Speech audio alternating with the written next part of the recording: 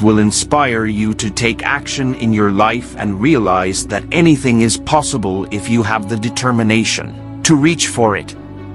In this video, I've outlined a few of the motivational stories that have inspired me to keep going and keep pushing forward. Take a moment and watch the video. First story: struggling will make you stronger. Once upon a time, a man found a butterfly that was starting to hatch from its cocoon. He sat down and watched the butterfly for hours as it struggled to force itself through a tiny hole. Then, it suddenly stopped making progress and looked like it was stuck.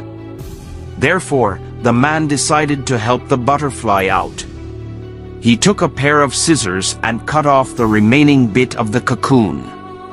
The butterfly then emerged easily, although it had a swollen body and small, shriveled wings. The man thought nothing of it, and he sat there waiting for the wings to enlarge to support the butterfly. However, that never happened. The butterfly spent the rest of its life unable to fly, crawling around with small wings and a swollen body. Despite the man's kind heart, he didn't understand that the restricting cocoon and the struggle needed by the butterfly to get itself through the small hole were God's way of forcing fluid from the body of the butterfly into its wings to prepare itself for flying once it was free. Second story: never let one failure from the past hold you back in the future. As a man was passing the elephants, he suddenly stopped, confused by the fact that these huge creatures were being held by only a small rope tied to their front leg. No chains, no cages. It was obvious that the elephants could, at any time, break away from their bonds, but for some reason, they did not.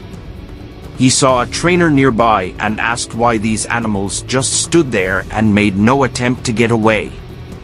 Well, the trainer said, when they are very young and much smaller, we use the same size rope to tie them, and, at that age, it's enough to hold them. As they grow up, they are conditioned to believe they cannot break away. They believe the rope can still hold them, so they never try to break free. The man was amazed. These animals could at any time break free from their bonds, but because they believed they couldn't, they were stuck right where they were. Third story: be kind to others even if it hurts you. In the days when an ice cream sundae cost much less, a 10-year-old boy entered a hotel coffee shop and sat at a table. A waitress put a glass of water in front of him. "How much is an ice cream sundae?" "50 cents, replied the waitress. The little boy pulled his hand out of his pocket and studied some coins in it. "How much is a dish of plain ice cream?" he inquired. Some people were now waiting for a table and the waitress was a bit impatient. 35 cents, she said brusquely. The little boy again counted the coins. "I'll have the plain ice cream," he said. The waitress brought the ice cream, put the bill on the table, and walked away. The boy finished the ice cream, paid the cashier, and departed. When the waitress came back, she began wiping down the table and then swallowed hard at what she saw. There, placed neatly beside the empty dish, were 15 cents, her tip. Fourth story: even though you're damaged, you still have value. A popular speaker started off a seminar by holding up a $20 bill. A crowd of 200 had gathered to hear him speak. He asked, "Who would like this $20 bill?" 200 hands went up.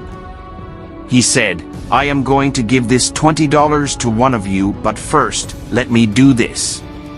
He crumpled the bill up. He then asked, "Who still wants it?" All 200 hands were still raised. "Well," he replied, "what if I do this?" Then he dropped the bill on the ground and stomped on it with his shoes.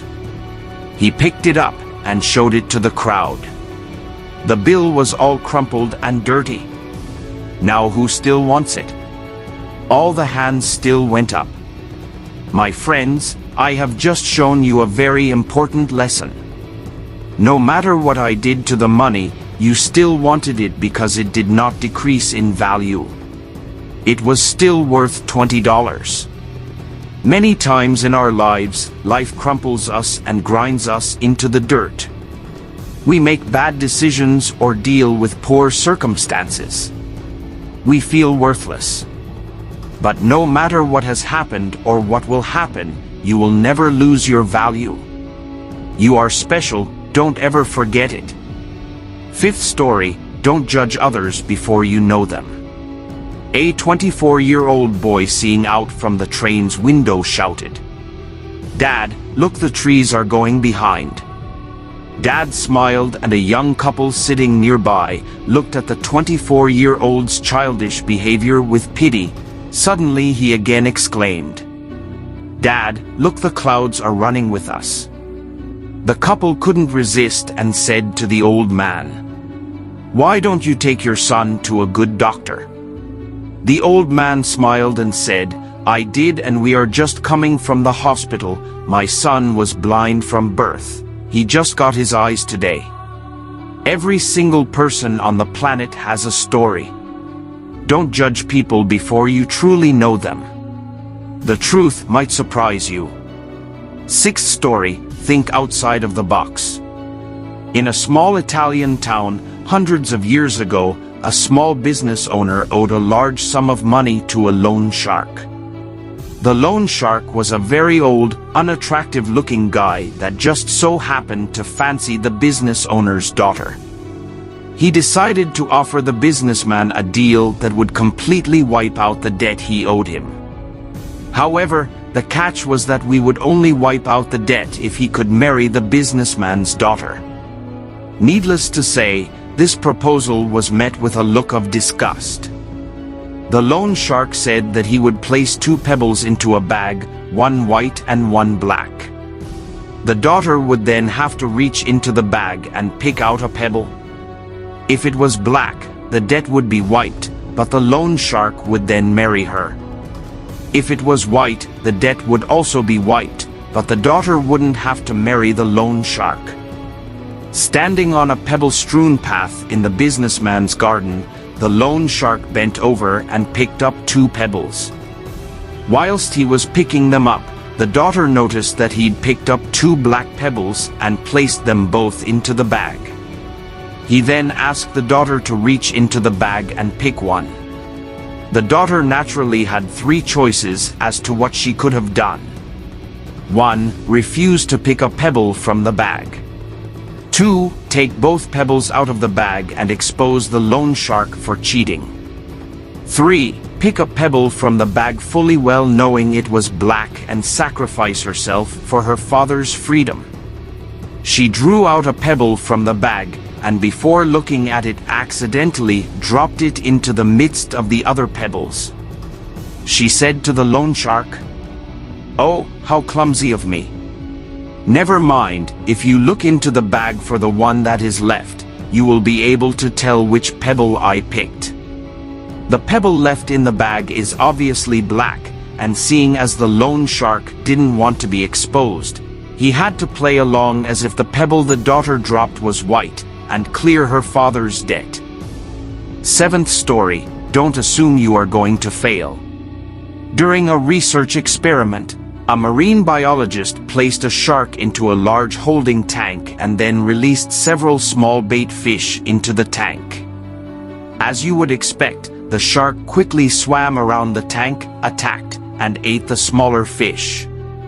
The marine biologist then inserted a strong piece of clear fiberglass into the tank, creating 2 separate partitions.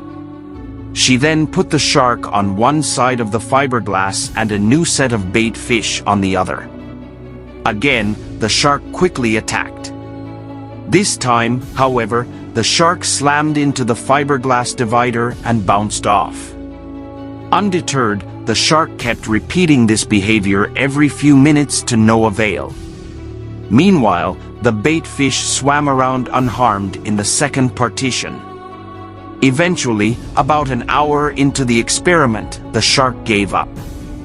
This experiment was repeated several dozen times over the next few weeks. Each time, the shark got less aggressive and made fewer attempts to attack the bait fish, until eventually, the shark got tired of hitting the fiberglass divider and simply stopped attacking altogether. The marine biologist then removed the fiberglass divider, but the shark didn't attack. The shark was trained to believe a barrier existed between it and the bait fish, so the bait fish swam wherever they wished, free from harm. 8th story, your good deeds could change the world. Every Sunday morning I take a light jog around a park near my home. There's a lake located in one corner of the park. Each time I jog by this lake, I see the same elderly woman sitting at the water's edge with a small metal cage sitting beside her. This past Sunday my curiosity got the best of me, so I stopped jogging and walked over to her. As I got closer, I realized that the metal cage was in fact a small trap. There were 3 turtles, unharmed, slowly walking around the base of the trap. She had a 4th turtle in her lap that she was carefully scrubbing with a spongy brush. "Hello," I said. "I see you here every Sunday morning. If you don't mind my nosiness, I'd love to know what you're doing with these turtles." She smiled. "I'm cleaning off their shells," she replied. Anything on a turtle's shell, like algae or scum, reduces the turtle's ability to absorb heat and impedes its ability to swim. It can also corrode and weaken the shell over time. "Wow, that's really nice of you," I exclaimed. She went on, "I spend a couple of hours each Sunday morning relaxing by this lake and helping these little guys out.